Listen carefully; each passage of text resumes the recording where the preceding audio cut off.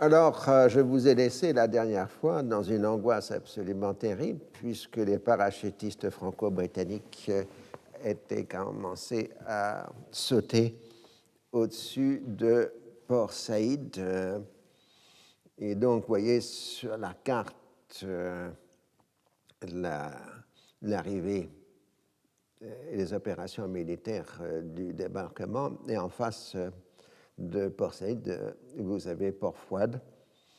Et les soldats français, une fois qu'ils ont pris pied à Port Saïd, vont ensuite par hélicoptère passer de Port Saïd à l'autre côté du canal, à Port Fouad. Et je pense que c'est une des premières utilisations systématiques de l'hélicoptère, en tout cas dans les armées britanniques. Peut-être que les Américains les avaient utilisés dans la guerre de Corée, mais je ne suis pas sûr, il faudrait vérifier. En tout cas, ces hélicoptères transporteurs de troupes, c'est une novation pour le Proche-Orient. Alors, si on tient Port Saïd et Port Fouad, il faut quand même tenir la population, ce qui est un peu plus difficile. Et là encore, on a des attitudes totalement différentes.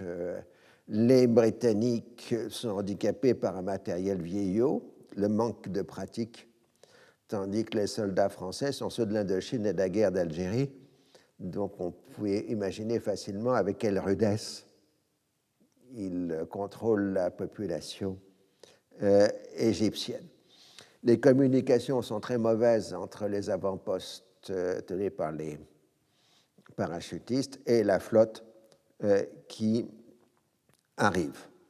Alors on négocie un cessez-le-feu à Port Saïd, mais les Égyptiens rusent en réalité. Et manœuvre psychologique, on distribue des armes soviétiques à la population égyptienne pour faire croire que l'Union soviétique entre en jeu dans l'affaire. On va même dire que c'est le consul d'Union soviétique à Port Saïd qui distribue des armes à partir des réserves du consulat.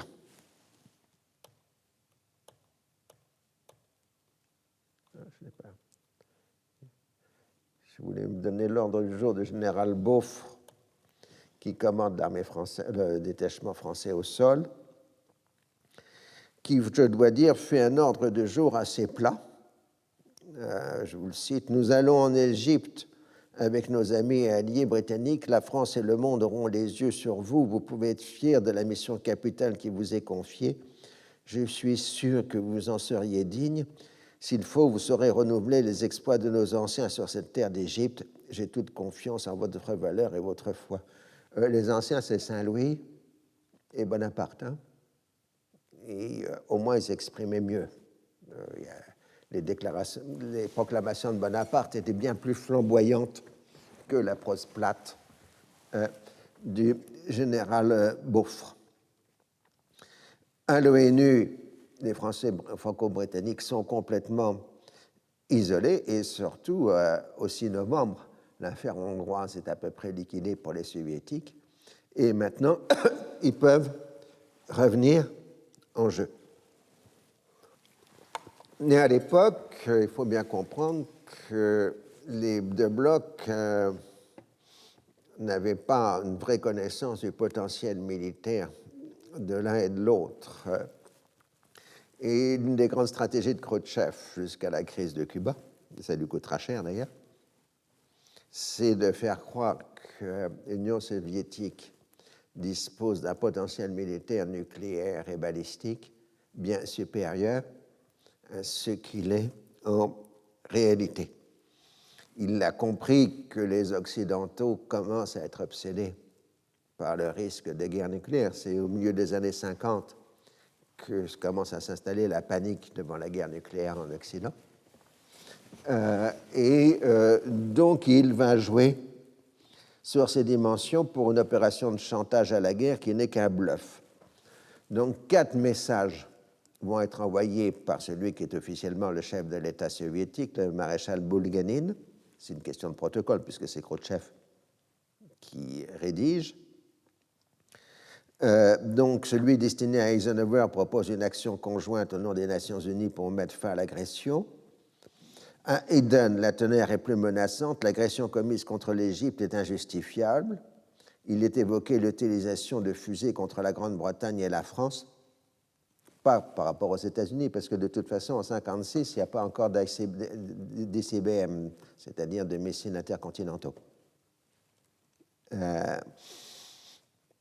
Sans en indiquer la provenance, Mollet est traité de la même façon, et le plus dur, c'est le message adressé à Ben-Gurion.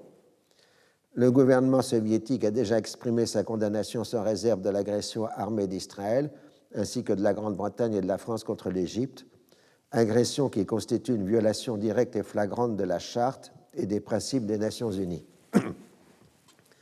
Au cours de la session extraordinaire de l'Assemblée générale, la grande majorité des pays du monde a également condamné l'acte d'agression qui a été perpétré contre la République égyptienne et a fait appel au gouvernement d'Israël, de Grande-Bretagne et de France pour mettre fin sans délai aux opérations militaires et retirer les armées des envahisseurs du territoire égyptien. L'humanité pacifique tout entière condamne avec indignation les actes criminels des agresseurs qui ont violé l'intégrité territoriale, la souveraineté et l'indépendance de la République égyptienne. Et donc, on a un quasi-ultimatum adressé à Israël qui sème la haine envers l'État d'Israël parmi les peuples d'Orient et la haine qui ne peut que laisser son empreinte sur l'avenir d'Israël et qui met en balance l'existence même d'Israël en tant qu'État. Donc, aux Français et aux Britanniques, on parle de missiles, tandis qu'aux Israéliens, on parle de remise en cause de l'État d'Israël lui-même. Alors, la référence à l'arme nucléaire est la première occurrence dans la guerre froide. Jusqu'ici, évidemment, on raisonnait avec des armes nucléaires, mais c'est la première fois que la menace nucléaire est directement brandie, et puisque c'est que relativement tôt, que peu d'années que les Soviétiques ont une arme nucléaire. Alors, vous savez toujours, pour l'arme nucléaire, le problème, ce n'est pas de l'avoir, c'est la doctrine d'utilisation. Parce que non seulement vous avez des armes nucléaires, mais qui sont dites des armes de dernier recours, mais aussi il faut expliquer aux autres comment vous allez vous en servir pour que justement ils ne passent pas les limites. Et dans les années 50, ce n'est pas encore très clair les doctrines d'utilisation, aussi bien en Occident qu'en Union soviétique. Et c'est le problème qu'on a aujourd'hui avec des pays qui sont censés ne pas avoir l'arme nucléaire. Le problème, ce n'est pas qu'il l'ait, qu'il n'ait pas, c'est qu'on ne connaît pas la doctrine d'utilisation. Vous ne pouvez pas demander la doctrine d'utilisation de l'arme nucléaire par Israël, puisque Israël n'est pas censé l'avoir. Et pour la Corée du Nord, c'est la même chose. Et ce brouillard, alors que par contre, les Français et les Britanniques, les Britanniques ont déjà l'arme nucléaire, mais elle est mise dans le pot de l'OTAN, et les Français, quand ils auront l'arme nucléaire, définiront les catégories d'utilisation de l'arme nucléaire. Et de façon générale, on le verra dans la suite du cours, il y a surestimation du potentiel balistique de l'Union soviétique durant toute cette période qui conduira à ce qu'on appelle le missile gap de 1960, qui est la croyance dans l'opinion publique américaine que les Soviétiques ont une large supériorité en missiles, ce qui n'est absolument pas le cas. L'ambition de Khrouchtchev et de ses successeurs est simplement de se faire reconnaître par les Occidentaux comme co-gestionnaires des affaires du Proche-Orient, ce qui est considéré comme inacceptable par les Occidentaux. En cela, l'Union soviétique n'est que l'héritière de la politique tsariste commencée sous l'impératrice Catherine II, et j'ajoute aujourd'hui, Poutine est en train de réaliser ce que les Soviétiques n'ont jamais été capables de se faire, c'est-à-dire de se faire reconnaître comme partenaires de la gestion des affaires du Moyen-Orient. Et Eisenhower voit bien que c'est une stratégie de diversion par rapport à la Hongrie, mais aussi un usage de la terreur, ou en tout cas de la panique, scare and furious. Il dit dans son journal que ça lui rappelle les derniers jours d'Hitler. Surtout, on commence à imaginer un flot de volontaires soviétiques débarquant en Syrie avec armes et bagages. Eisenhower ordonne des vols d'avions U-2 au sud d'Israël et de la Syrie. Si une présence militaire soviétique est détectée, il est prêt à accepter, voire à pousser à une frappe aérienne franco-britannique. Mais il n'est pas question de le dire aux intéressés. Alors, comme toujours, il y a des problèmes avec les appareils de détection, parce que nous sommes en automne. Et donc, c'est le moment où les oiseaux migrateurs venus de nord arrivent vers le Proche-Orient. Donc, les vols d'oiseaux migrateurs volant au-dessus de la Turquie sont pris par les radars de l'OTAN comme des avions soviétiques à direction de la Syrie. Et donc, évidemment, ça panique un moment les Occidentaux. Et d'autre part, les Égyptiens, qui sont très bons dans ce domaine, font une très belle opération d'intoxication pour faire croire que des volontaires soviétiques vont arriver en masse sur le sol égyptien. Alors, l'expression volontaire, ça renvoie à la guerre de Corée. Les Soviétiques et surtout les Chinois avaient envoyé des centaines de milliers de volontaires en Corée. Donc, c'était une façon de dire « je ne suis pas responsable, ils sont volontaires ». Bon, c'est juste une gentillesse de vocabulaire. Alors, la réponse américaine, c'est que tout doit être géré au niveau de l'ONU, le cessez-le-feu, et en même temps, les Américains vont commencer à couvrir les Franco-Britanniques, c'est-à-dire que la 6e flotte américaine se rapproche de la flotte franco-britannique, de telle façon que si on attaque les Franco-Britanniques, ce serait une attaque contre les États-Unis. C'est improbable, mais on ne sait jamais.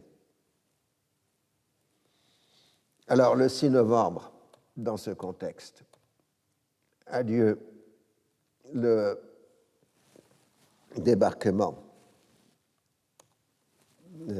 des troupes françaises et britanniques. Ce n'est déjà plus considéré qu'une prise de gage pour une négociation à venir. La Grande-Bretagne n'est pas inquiète par le bluff soviétique parce qu'elle a l'arme nucléaire. Donc, elle a la capacité de répondre. Mollet est plus inquiet, évidemment, parce que la France n'a pas d'arme nucléaire à cette époque. Il demande à un ambassadeur américain la couverture nucléaire américaine et l'ambassadeur renvoie à l'OTAN et au résultat des élections américaines. Autrement dit, les Américains disent on vous protégera éventuellement après les élections, mais il faut que vous arrêtiez les combats d'abord.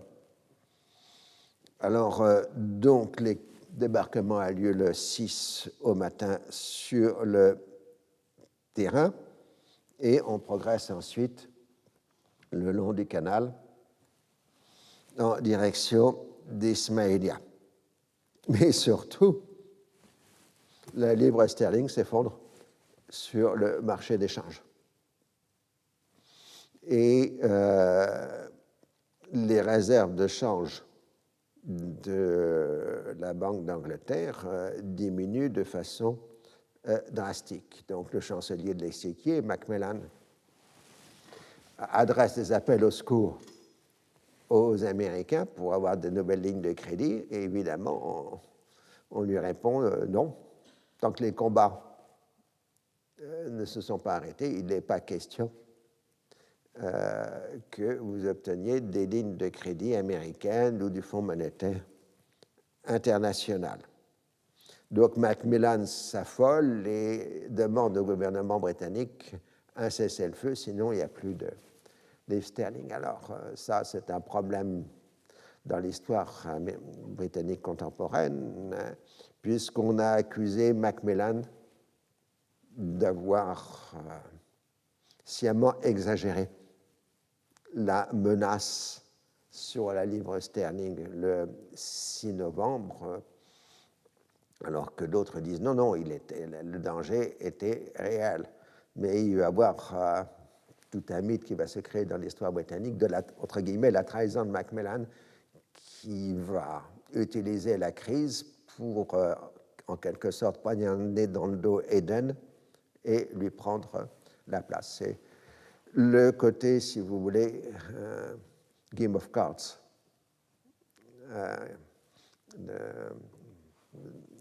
des feuilletons anglais ou américains sur la politique.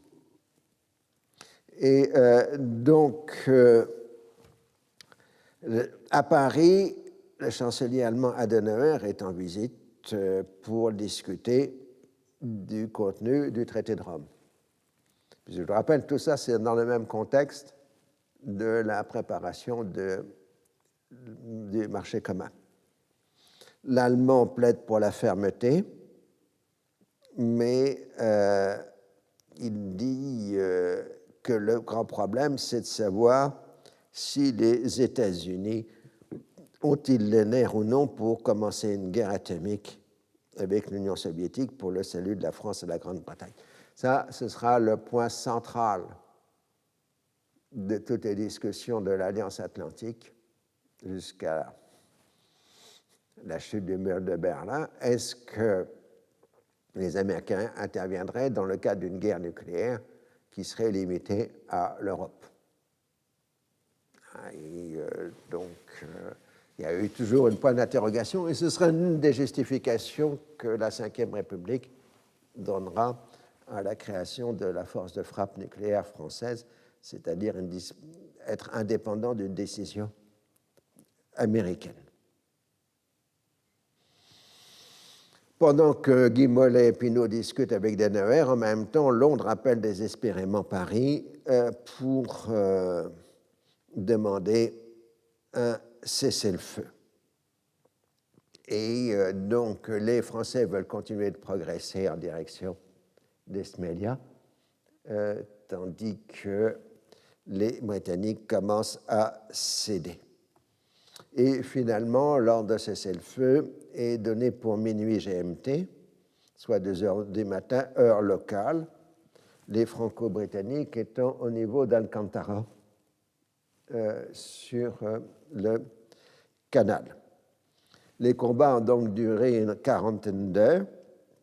Les militaires trouvent que les politiques les ont encore une fois trahis, mais les plus sérieux se rendent compte quand même que à partir du moment où on avait renoncé d'aller au Caire et d'en s'en tenir au canal de Suez, ça importe peu d'en tenir un tronçon ou la totalité, du moment qu'on a un gage.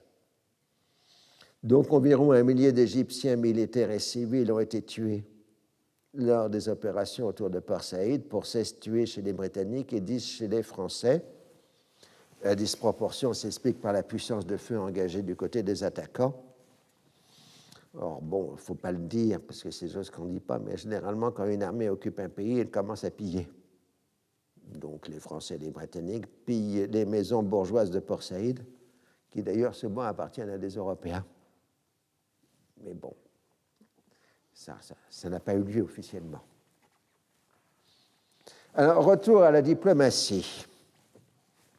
Le 5 novembre, Israël avait fait savoir qu'il ne reconnaissait plus l'accord d'armistice avec l'Égypte et avait demandé le retrait des observateurs de l'ONU de la bande de Gaza.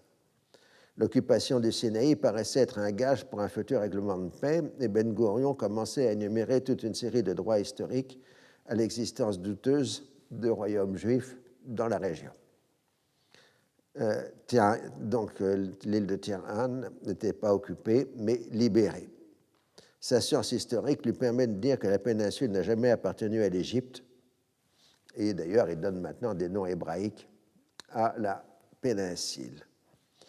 Les Britanniques, soucieux de rétablir la position dans le monde arabe, répondent par la demande de retour sur les lignes d'armistice, et les Américains haussent le ton avec plein de sous-entendus désagréables sur l'avenir de leur relation avec l'État hébreu. Alors cette carte est passionnante parce que vous êtes habitués à la voir aujourd'hui. C'est l'élection du 6 novembre 1956 aux États-Unis. Alors vous voyez d'abord que Eisenhower a 57% des voix. Ce n'est pas les écarts d'aujourd'hui. Et d'autre part, c'est beaucoup plus passionnant, c'est qu'il a tous les États, sauf, si vous regardez bien, c'est ceux qui sont en bleu, ce sont les États de la guerre de sécession. Ceux qui votent démocrate en 1956, ce sont essentiellement les États sudistes de la guerre de sécession. Tout le reste des pays vote républicain. Donc, c'est une carte qui n'est absolument pas celle d'aujourd'hui. Bon, parce qu'il faut rappeler que, encore dans les années 50, ce qu'on appelait les démocrates du Sud étaient ceux qui défendaient la ségrégation raciale. Et les républicains étaient identifiés au parti de Lincoln. Et sur l'histoire américaine, il faut avoir l'idée que les Noirs américains ont voté républicain jusqu'à Roosevelt. Ce n'est à partir des années 30 que l'électorat noir américain a commencé à voter démocrate et non plus républicain. Donc vous avez des variations d'électorat qui sont tout à fait passionnantes. Donc 41 États, 457 mandats contre 71 et 57% du vote populaire. Je crois qu'à l'époque, il y a 48 États aux États-Unis. Hein, oui. Oui, 41. Voilà. Puisque Hawaï et Alaska ne sont pas encore des États, me semble-t-il. Il faudrait vérifier, mais il me semble. Alors, le Congrès, par contre, est à majorité démocrate, le nouveau Congrès américain. Ce qui montre que les élections du 6 novembre sont d'abord un plébiscite d'Eisenhower et non un plébiscite en faveur des républicains. Alors la question de la force internationale, maintenant qu'elle cesse le feu, se pose. Si on prend des forces venant des membres permanents du Conseil de sécurité, on risque d'avoir des soviétiques. Donc, en plus, il y a le problème des Français et des Anglais. Donc, on décide que la force internationale sera composée de gens de pays non permanents du Conseil de sécurité. Donc, de ce point de vue-là, c'est une création, parce que jusqu'ici, il n'y avait que des observateurs dans l'ONU. Le Moyen-Orient, c'est le lieu où l'ONU crée des nouvelles choses. Les observateurs avaient été créés en 1948 par Bernadotte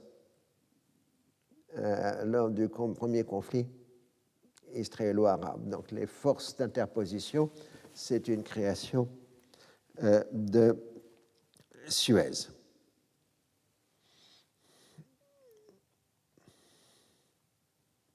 Alors c'est Lister Pearson qui négocié habilement pour faire admettre le calendrier de l'évacuation des Franco-britanniques. Et c'est le Canada qui fournit le premier contingent de soldats pour la force. Problème, c'est que les uniformes canadiens sont semblables aux uniformes britanniques. Alors, pour les distinguer, après plusieurs jours de discussion, on décide de peindre en bleu les casques des soldats de la force d'interposition, d'où la naissance des fameux casques bleus. Parce qu'il ne fallait pas confondre les Canadiens avec les Britanniques. Alors le bleu, parce que le bleu est la couleur symbolique de l'ONU. Alors au départ, on voulait des bérets bleus, mais comme on n'avait pas de bérets bleus, il était plus facile de peindre en bleu des casques. Donc on est parti avec des casques. Alors, il a fallu faire admettre que les contingents ne servent pas sous leurs drapeaux nationaux, mais sous celui de l'ONU. Et on a rappelé que si c'est plus important qu'une force d'observateurs, qu'un corps d'observateurs, ce n'est pas une force militaire d'occupation. C'est tout le problème des casques bleus, de l'usage des casques bleus, c'est que les casques bleus ne sont que des forces d'interposition. Ils ne sont pas des forces combattantes et ne peuvent utiliser la force que pour se protéger eux-mêmes. Ça veut dire, en clair, qu'à chaque fois qu'il y aura dans l'histoire l'utilisation de casques bleus, ça ne peut fonctionner que si les parties présentes sont d'accord à ce qu'il y ait des casques bleus. Par exemple, à Chypre, vous avez des casques bleus parce que les Turcs et les Grecs veulent qu'il y ait des casques bleus pour faire l'interposition. Mais sinon, ça ne marcherait pas. C'est la même chose pour la finule au Liban ou un peu partout. Alors, dans les années 60, un Marzold avait voulu faire de véritables forces combattantes de casques bleus dans l'affaire congolaise et ça avait échoué. Donc ceci un rappel, parce que vous avez toujours des hommes politiques qui disent il suffit d'envoyer des casques bleus. Non, les casques bleus, c'est possible que si les parties prenantes acceptent que ces forces s'interposent. Vous en avez dans le Golan, etc. Alors ensuite, il y a la différence entre une force multinationale et une force internationale, mais ça, on le verra dans la suite du cours. Alors, les premiers casques bleus sont des Scandinaves qui arrivent le 15 novembre en Égypte, dans le secteur d'Ismaïlia. Alors, à cette époque, Nasser, tant que les Français britanniques sont encore sur le sol égyptien, les propos de Nasser sont plutôt modérés.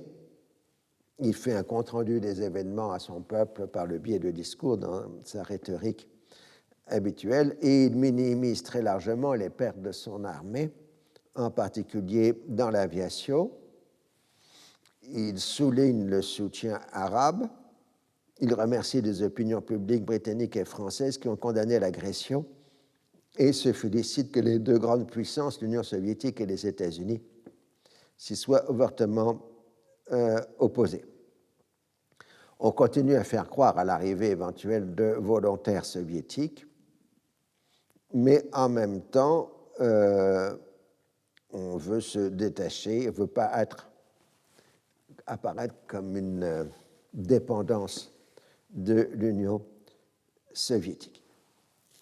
Alors, la dispute essentielle à ce moment-là, c'est qui fera les travaux de dégagement du canal. Les Français et les Britanniques disent il n'y a que nous qui avons les moyens matériels pour réparer le canal et rétablir la circulation, mais les Égyptiens refusent que ce soit les Français et les Britanniques. Donc il y aura une longue controverse sur cette affaire, et puis finalement ce sera confié à l'ONU, mais avec du matériel français et britannique. Donc la diplomatie a des moyens. Alors, en même temps, et élément douloureux pour beaucoup, la décision égyptienne est faite d'expulser d'Égypte les résidents français et britanniques, ainsi que les sionistes, c'est-à-dire les juifs présents en Égypte, qu'ils aient ou non la nationalité égyptienne. Alors les Français en Égypte étaient environ 7000 personnes qui sont expulsées d'Égypte. Les Britanniques, c'est environ 8000 citoyens britanniques. Je dis bien citoyens britanniques parce que beaucoup sont des Maltais.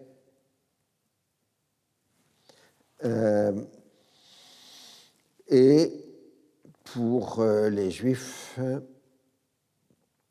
il y aura des chiffres beaucoup plus nombreux, je ne les retrouve pas tout de suite, mais on sait que dans la suite des événements, la France recevra environ 11 000 Juifs apatrides venus d'Égypte, qui vont enrichir la société française. Mais ce n'est pas arrivé d'un seul coup, c'est arrivé progressivement. Donc c'est le même mouvement, si vous voulez, qui conduit au départ de gens comme Claude François, Dalida, etc. Tous ces milieux dits levantins qui vont quitter le monde arabe, parce que tout simplement on refuse qu'ils y soient, et qui vont enrichir les sociétés occidentales, en particulier dans le domaine de la variété. Je ne sais pas pourquoi, mais il y a eu beaucoup de levantins dans la variété et des grands noms par conséquent. Alors, ces individus sont sujets ennemis, tous leurs biens sont confisqués, ils ne peuvent emporter avec eux que l'équivalent de $56 par adulte et la moitié de cette somme par enfant. Le motif avancé est de les protéger de la colère du peuple égyptien après l'agression des 3 pays. La confiscation est justifiée par l'ampleur des destructions commises par les envahisseurs. Le sort des Juifs égyptiens est particulièrement dur pour ceux qui se trouvent privés de nationalité égyptienne sans en avoir une autre. Ils se trouvent à la fois ruinés et apatrides. Ces exilés partent dans des conditions difficiles vers l'Europe, où ils reçoivent une aide de la part des communautés juives locales, ou vers Israël. Ils sont d'abord par l'Europe parce qu'ils ne peuvent pas aller directement en Israël. Environ un tiers des 50 000 Juifs présents en Égypte quitteront de façon plus ou moins forcée le pays entre novembre 1956 et mars 1957. À la fin avril 1957, ceux qui n'avaient pas les nationalités françaises et britanniques bénéficieront de la levée du séquestre sur leurs biens. L'émigration continuera les années suivantes et il ne restera que 7 000 Juifs égyptiens en 1967. Autant qu'on puisse le déterminer, sur la totalité des Juifs égyptiens, environ la moitié se seront installés en Israël et l'autre moitié en Europe ou dans les 2 Amériques. Le clivage se fait souvent sur les moyens financiers, les plus aisés n'allant pas en Israël, enrichissant leur pays d'accueil de leur présence, et surtout la France, tout simplement parce que ces Juifs égyptiens étaient francophones. La conscience collective des groupes est restée forte en dépit de cette dispersion. La mémoire est forte, y compris chez les enfants ou les petits-enfants des expulsés de 1956. Alors, bon, j'ai signé évidemment, mais aussi beaucoup de ces gens-là enrichiront les professions intellectuelles vous aurez des psychanalystes, des économistes, etc. Enfin, bon, le milieu est très varié.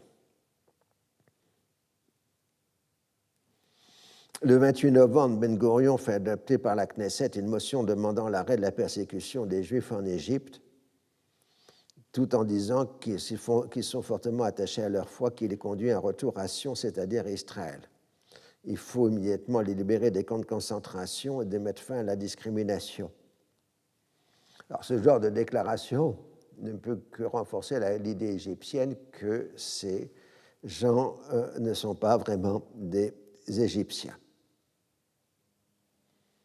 Dans le même discours, le Premier ministre affirme que les véhicules des officiers égyptiens étaient décorés à la croix gammée et que de nombreux soldats avaient Mein Kampf en leur possession. Ce qui est tout à fait douteux, d'abord parce qu'une grande partie des soldats égyptiens étaient analphabètes, et ensuite parce qu'aucune preuve matérielle de ces faits n'a été apportée. On est bien là dans le processus conscient et inconscient de nazification des Arabes. Le même amalgame se retrouve dans l'affirmation que l'expulsion des Juifs a été accomplie avec l'aide de vétérans nazis et de conseillers soviétiques. Oui, c'est comme ça en histoire. Vous avez à la fois des faits réels qui sont les confiscations des biens et les expulsions, et puis autour de là se concentrent les fantasmes. Et donc, dans le cas précis, le double fantasme nazi et soviétique dans le discours israélien. Mais on a la conviction que c'est vrai. Plusieurs facteurs permettent d'interpréter cet exode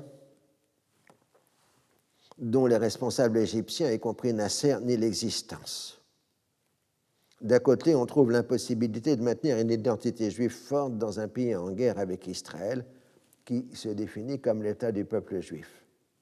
De l'autre, il y a la volonté inexorable de la société égyptienne de vouloir éliminer les communautés définies comme étrangères et se percevant comme levantines, qui occupaient un rôle important dans l'économie. Au début du XXe siècle, le grand leader nationaliste égyptien Mostafa Kamel avait traité les communautés étrangères en Égypte, y compris les Syriens et les Libanais,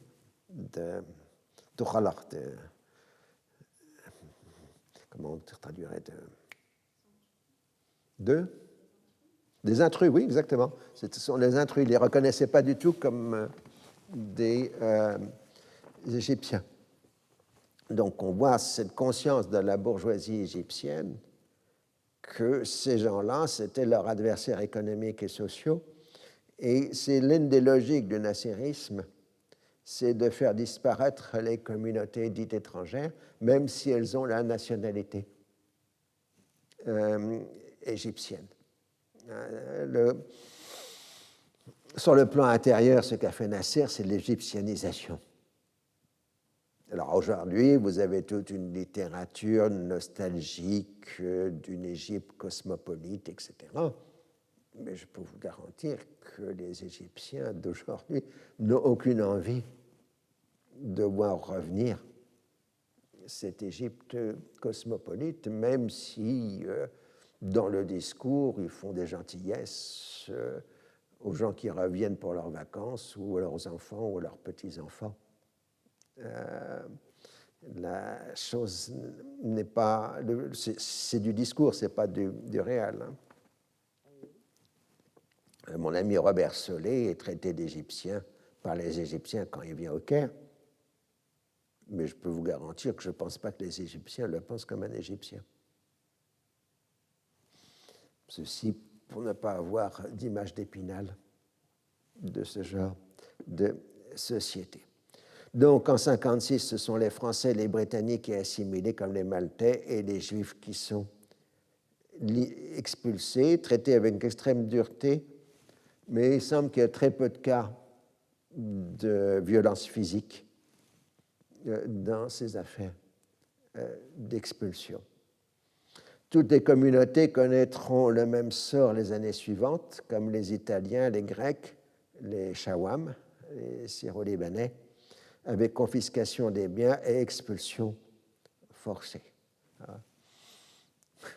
Vous ne pouvez pas traîner en Syrie ou au Liban, surtout en Syrie d'ailleurs, dans la milieu de la bourgeoisie, sans que les gens vous rappellent qu'ils ont des biens sous séquestre en Égypte depuis les années 50 et 60. C'était quelque chose qui est arrivé assez spontanément dans la conversation, d'autant plus que dans les années 80, il y avait des tentatives de lever des séquestres et de retrouver ses biens. Et donc, ça posait d'autres questions. Alors, incontestablement, le conflit avec Israël a aggravé la situation des Juifs d'Égypte, mais ce sont bien toutes les communautés, y compris celles d'origine arabe, y compris musulmanes, qui ont été victimes du processus d'égyptianisation. Donc, il faut bien dire cela. Les Juifs ont été particulièrement maltraités, mais tous étaient visés, et pas seulement eux. L'Égypte ne connaît pas de droit du sol, et la nationalité ne peut être transmise que par le père. Cela a été amendé seulement en 2004.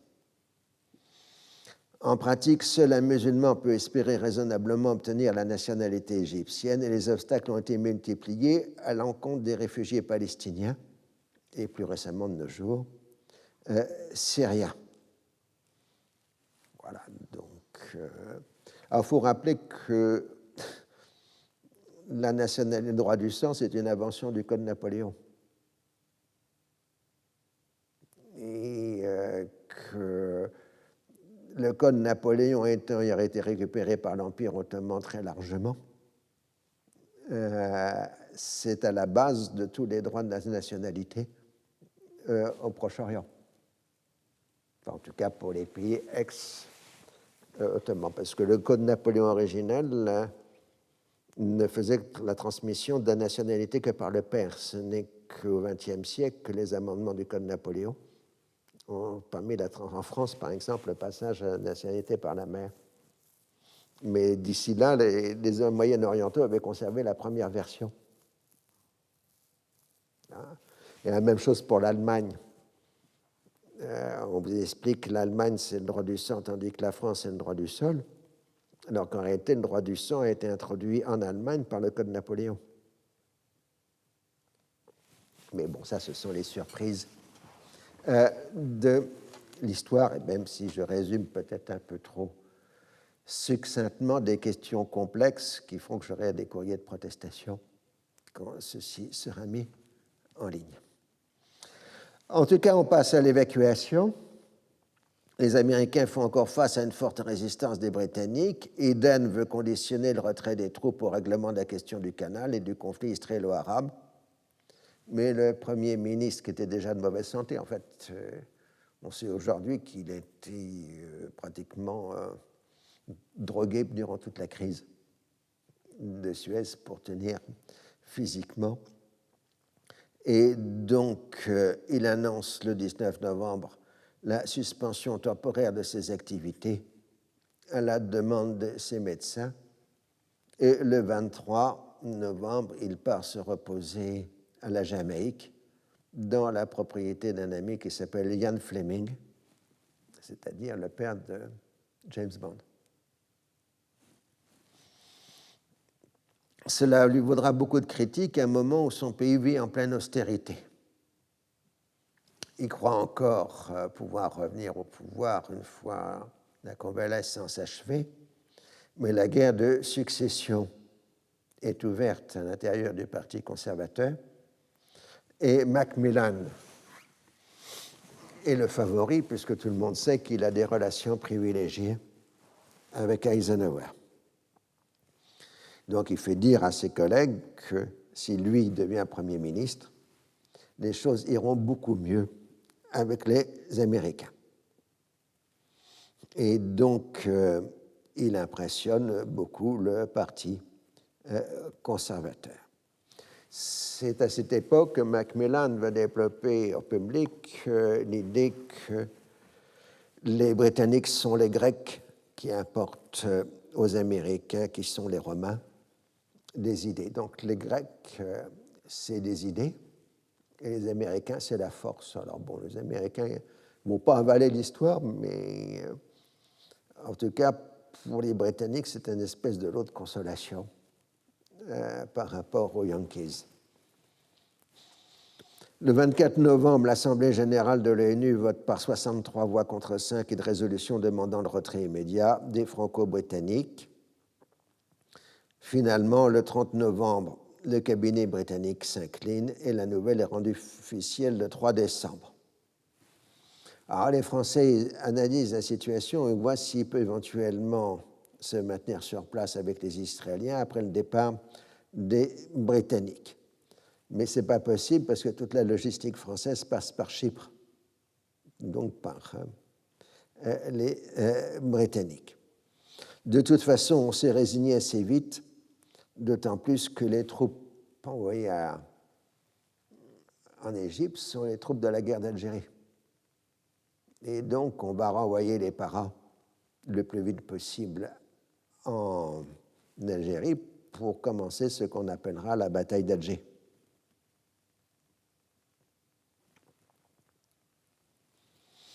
Et en plus, les Français et les Anglais sont à court de pétrole, qui est maintenant complètement rationné. Alors les Soviétiques vont même proposer aux Français de leur vendre du pétrole. Parce qu'on oublie que dès cette époque, l'Union soviétique est un petit pays exportateur, enfin un grand pays producteur, mais déjà un pays exportateur de pétrole. Alors Eisenhower, en bon tacticien, fait savoir aux producteurs arabes, c'est-à-dire à l'Arabie saoudite, que les États-Unis vont devoir augmenter la production pour avétiller l'Europe et que dans ce cas, il leur serait difficile ensuite de faire marche en arrière. Autrement dit, le message américain aux Arabes est de dire si vous ne rétablissez pas la production et l'exportation, eh bien, on vous chasse du marché européen. C'est un bluff, mais ça marche. C'est un bluff parce que, en réalité, depuis le début des années 50, les États-Unis sont devenus des importateurs nets de pétrole. Et on le verra dans la suite du cours. En 1959, Eisenhower va imposer ce qu'on appelle un contingentement des importations de pétrole aux États-Unis. Il va limiter les importations à 10% de la consommation américaine, de telle façon à préserver les productions pétrolières du Texas. Parce qu'il faut comprendre la structure de la production pétrolière américaine. À l'extérieur, ce sont les grandes majors, les 7 sœurs, les 5 américaines et les 2 anglaises. Les 2 anglaises, c'est BP et la Shell. Et sinon, ce sont les autres, les 5, ce sont les 5 américaines qui sont toutes en général des descendantes de la Standard Oil de Rockefeller. Mais à l'intérieur des États-Unis, ce sont surtout des petites compagnies indépendantes qui produisent beaucoup plus cher que les majors qui sont à dimension mondiale. Si vous voulez, si on prenait par exemple la compagnie Ewing à Dallas, c'est une petite société de production, ce n'est pas du tout la taille des majors américaines. Ceci pour ceux qui connaissent le feuilleton Dallas, mais j'ai peur qu'il n'y en a plus beaucoup de nos jours. Voilà. Et donc, une fois que l'accord est fait sur l'évacuation, brusquement, les lignes de crédit sont rétablies à destination de la monnaie britannique et le pétrole américain commence à arriver en Europe. Mais toute la question est toujours la même. C'est que pour pouvoir augmenter la production américaine et la réorienter vers l'Europe, il faut la cartéliser. Ce qui est déjà plus ou moins le cas au Texas. Mais si vous faites un cartel de production, vous passez sous le problème de la loi antitrust. Donc, c'est pour cette raison que les Américains ne poussent pas une exportation massive vers l'Europe, c'est-à-dire que tant que le pétrole du Moyen-Orient ne sera pas rétabli, c'est-à-dire avant la réouverture de l'éoduc de l'IPC et du canal de Suez, l'Europe va se trouver à peu près à une consommation de l'ordre de 75 à 80% de la consommation d'avant-crise.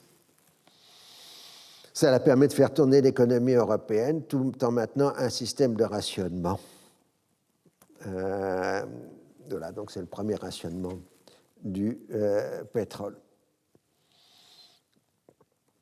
Alors maintenant que l'affaire est réglée, donc là c'est les forces de l'ONU qui arrivent à Ismailia. Là c'est Eden et Madame qui vont arriver à la Jamaïque. Et donc, vous voyez que le Canadien qui commande les troupes des casques bleus et l'officier britannique qui commande les troupes britanniques portent strictement le même uniforme.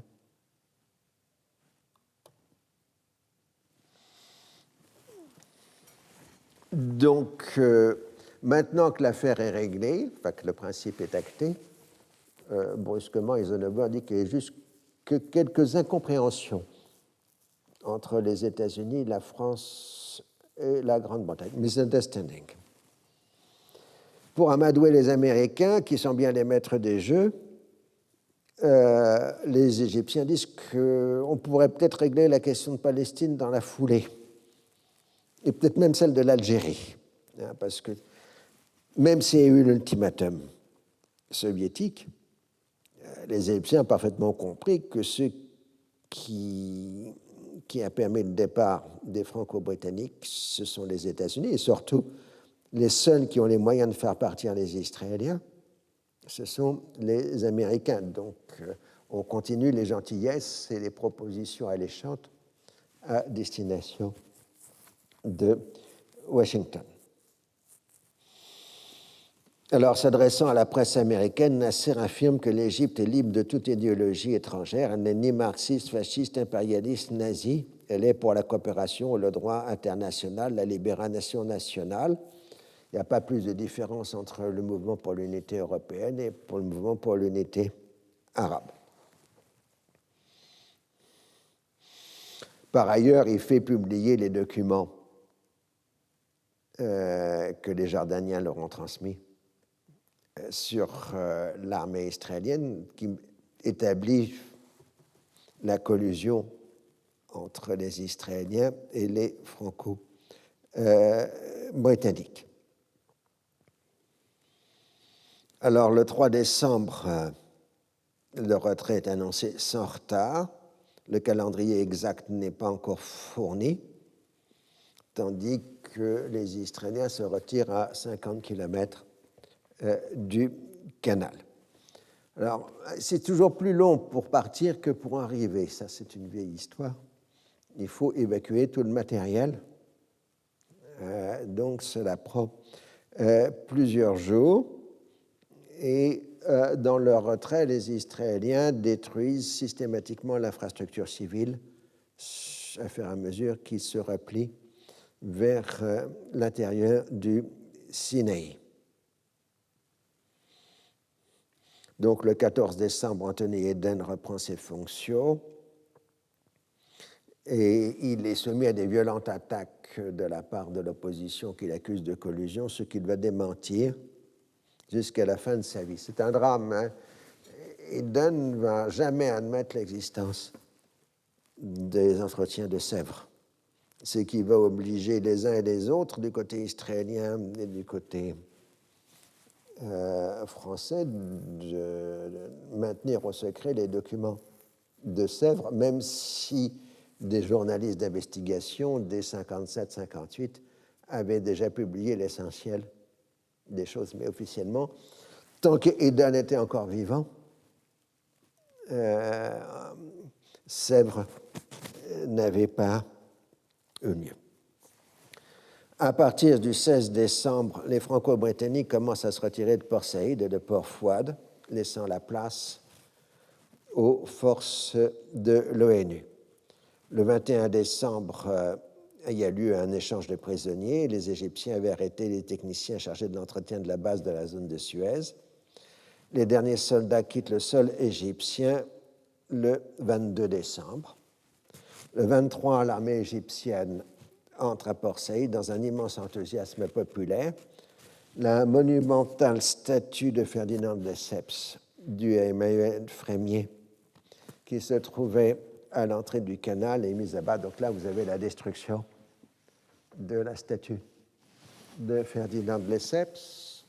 Alors ensuite, bien plus tard, la compagnie égyptienne du canal a restauré la statue et pendant plusieurs années, enfin une dizaine, assez longtemps, on a discuté de savoir si on remettrait la statue de Ferdinand de Lesseps à son emplacement initial. Et si vous avez lu la presse du Moyen-Orient récemment, il y a été décidé que finalement la statue serait mise dans un musée du canal, mais pas à son emplacement originel. Mais déjà intéressant de savoir que la compagnie égyptienne a fait la restauration de la statue. Comme symbole, puisqu'après tout, c'est quand même Lesseps, le fondateur du canal.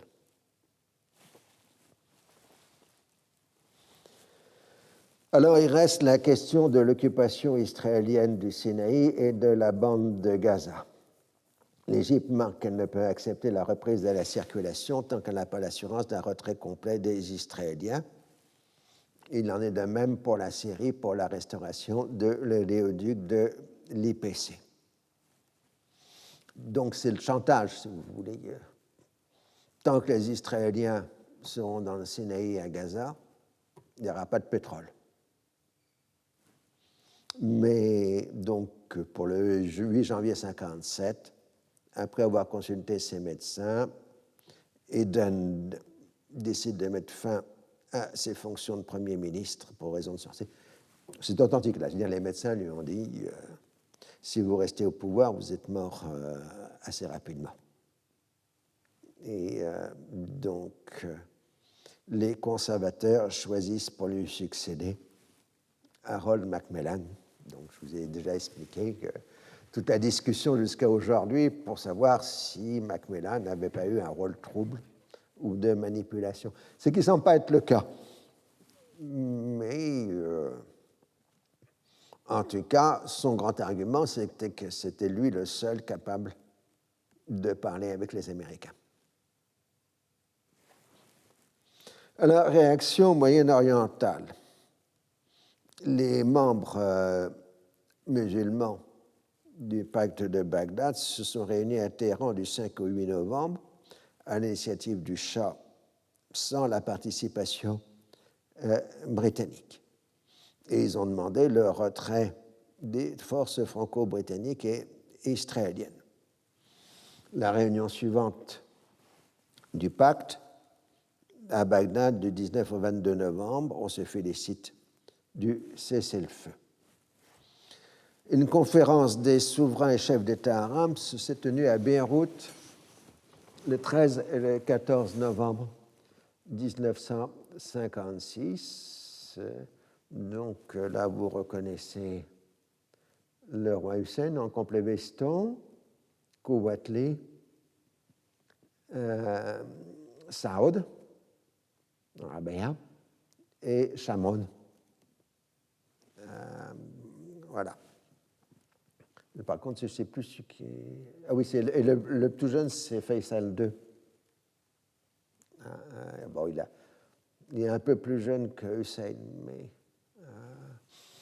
c'est un pauvre garçon. Enfin, bon, son sort sera tragique. Alors, l'Égypte est représentée par son ambassadeur et l'Irak donc par Faisal II. Le mot d'ordre est le soutien à l'Égypte, mais l'enjeu véritable est d'isoler l'Irak en raison de ses relations avec la Grande-Bretagne. Et donc, c'est un moyen, on fait pression sur les Anglais via l'Irak. Au Liban, la question du maintien des relations avec la France a failli provoquer une crise confessionnelle, mais Chamoun a réussi à manœuvrer pour affirmer à la fois une ligne de neutralité entre les différentes tendances arabes. Il y a une série d'attentats qui ont visé les intérêts français et britanniques au Liban. L'état d'urgence a été proclamé. L'enquête permettra d'arrêter quelques Palestiniens et mettra en cause l'attaché militaire égyptien. Bon, comme expression américaine tirée du film Casablanca, usual suspects. En Jordanie, le gouvernement envisage de dénoncer le traité avec la Grande-Bretagne et d'accepter la proposition de l'Égypte, de la Syrie et de l'Arabie saoudite de se substituer aux Britanniques pour le paiement de la subvention annuelle indispensable pour la survie du pays.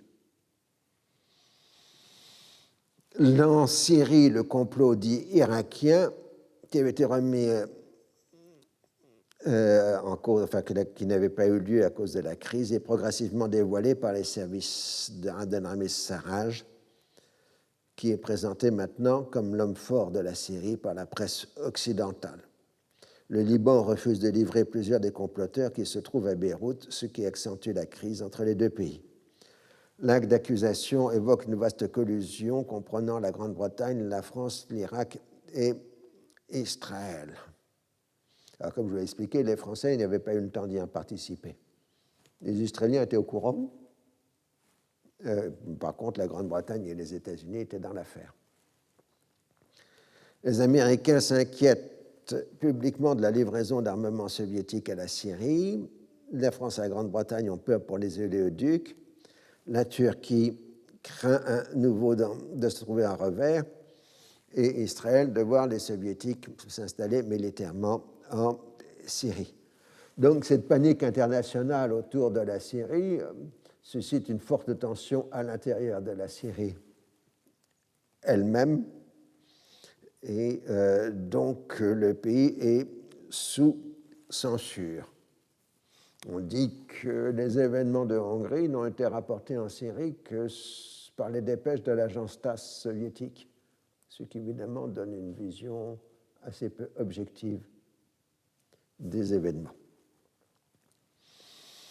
La presse soviétique accuse Israël de vouloir lancer une guerre de conquête contre la Jordanie et la Syrie, et le ton est particulièrement violent.